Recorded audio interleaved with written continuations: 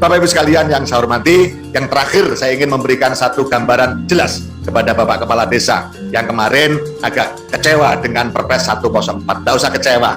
Perpres 104, 40% BLT itu hanya berjalan 1 tahun ini. Kalau COVID selesai, kita akan kembali normal. Karena apa? Karena itu memang merujuk pada Undang-Undang Nomor 2. Yang undang-undang itu lahir karena kondisi COVID. Yang pertama. Yang kedua, Bapak Kepala Desa nggak usah ragu-ragu, banyak yang khawatir. Kalau kita dipaksakan 40%, padahal warga desa miskin di desa kami tidak sampai membutuhkan anggaran sampai 40% dana desa. Kalau nanti saya paksakan, saya akan kena masalah hukum. Tidak akan ada masalah hukum. Yang penting tuntaskan masalah kemiskinan di desa yang betul-betul sesuai dengan data yang ada. Kalau toh tidak sampai 40%, ya udah pakai saja yang ada itu. Jadi tidak harus dipaksakan 40%. 40% itu adalah semangat Bapak Presiden, semangat pemerintah untuk menyelesaikan kemiskinan di desa, utamanya kemiskinan ekstrim. Dan saya yakin tidak ada satupun kepala desa yang tidak ingin kemiskinan di desanya hilang. Nah, oleh karena itu, manfaatkan betul momentum ini, karena momentum ini tidak akan terulang. Jadi mumpung ada momentum bagus, detailkan data tentang warga miskin, salurkan BLT dari dana desa sesuai dengan porsi yang ada. Kalau toh tidak sampai 40%, tidak apa-apa, jangan dipaksakan.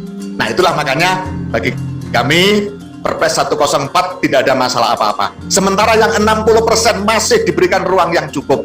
Ketahanan pangan, nabati dan hewani 20% itu bisa dipakai apa saja, yang penting orientasinya ke sana. Contoh, bisa saja desa bangun gudang pangan dengan 20% itu. Silakan diambil keputusan di desa. Jadi tetap memberikan ruang yang cukup kepada desa.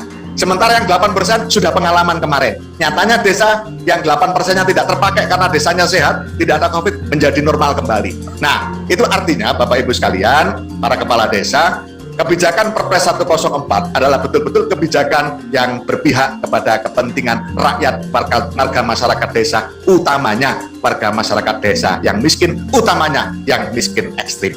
Bapak Ibu sekalian yang saya hormati, demikian yang bisa saya sampaikan. Terakhir saya ingin tutup dengan pantun. Bulan puasa penuh dengan rahmat, setiap hari membawa nikmat.